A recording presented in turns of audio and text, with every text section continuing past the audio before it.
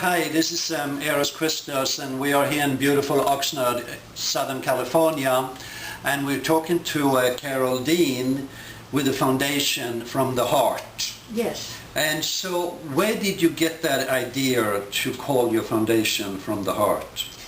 I was in India at Sai Baba's ashram, and Okay. I really felt a great heart opening. And I got the idea to start a not-for-profit with that name. Yeah, that's very excellent, because everything right now on the planet is about the heart. Everything. And when I say everything, I mean everything. It's about the sovereignty of the heart now. It's not about our intellect and our limited understanding. It's about trusting in the heart. And it's very appropriate I'm wearing a heart here today, right here on my chest, because that's really symbolic for what we've been talking about here today.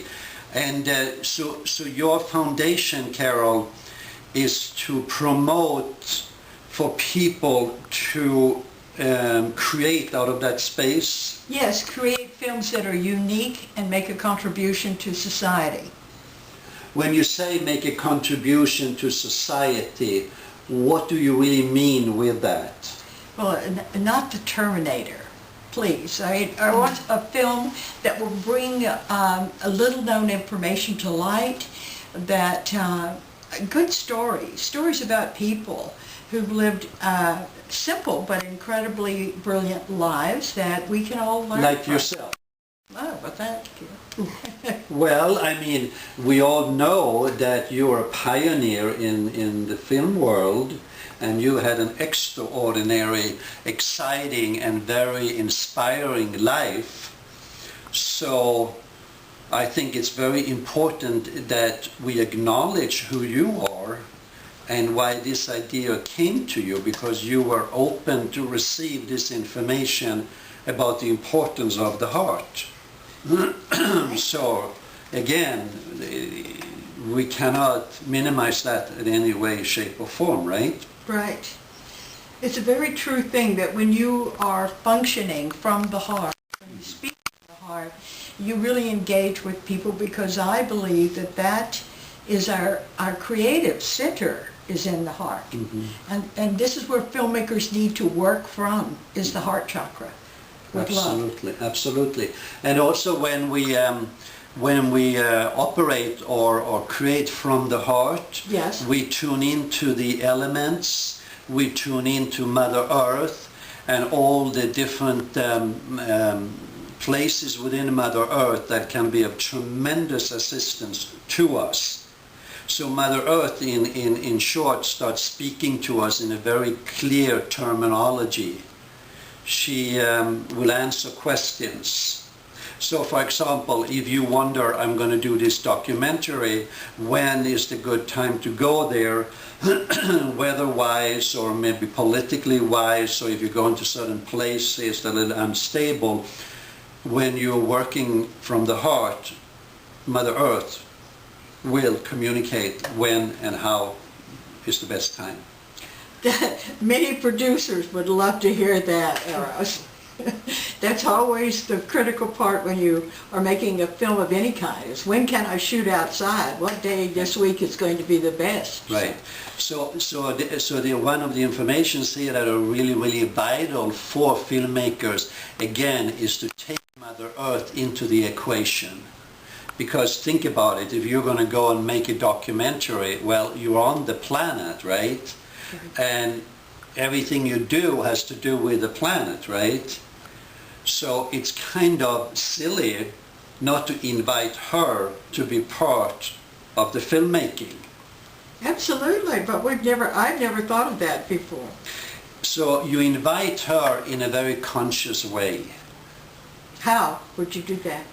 Well, first to acknowledge the fact that Mother Earth is the divine mother for many, many cultures. She's a living being as you are a living being. And she's allowed humanity to exploit her and to really treat her with no love and respect, and yet she's always opened her arms, and her experience to humanity to learn and grow and to expand, right? Right. And so when you become conscious of that and start being grateful for her and start treating her as a living being who earns and who really needs our love and respect at this point, then she will respond in that same way. So when you go to a place and you want to make a film, you can kiss the ground, because it's sacred ground we're talking about here. So there was a woman in Florida who really liked dolphins. She really, her heart was really with the dolphins, and so she wanted to share that experience with people. So she started creating these groups of people coming to Florida, go out and swimming with them. And everything was set and done, they went out, no dolphins. Of course, it could happen. So that whole first group for the whole week, no dolphins. The next group came, no dolphins. And the next group came, no dolphins. And now she started really worrying, because people would go back and tell their friends, well, it was beautiful and no dolphins.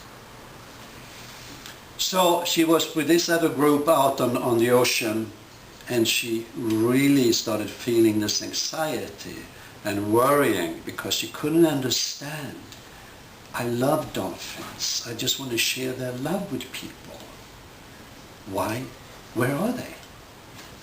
And she heard this very powerful message. You never asked us.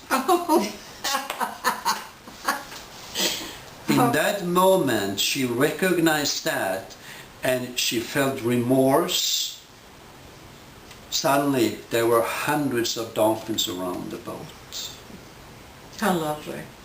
True story, though. As human beings, we have been so disconnected from nature and all the beings within the womb of Mother Earth, that we just take it for granted that they will be there, or that the weather should be fine. So that's a very potent guideline for a filmmaker, to include Mother Earth. Ask for what you want. Yeah, but ask from the understanding that she's a divine being. With great respect, yes. Absolutely. That's the key.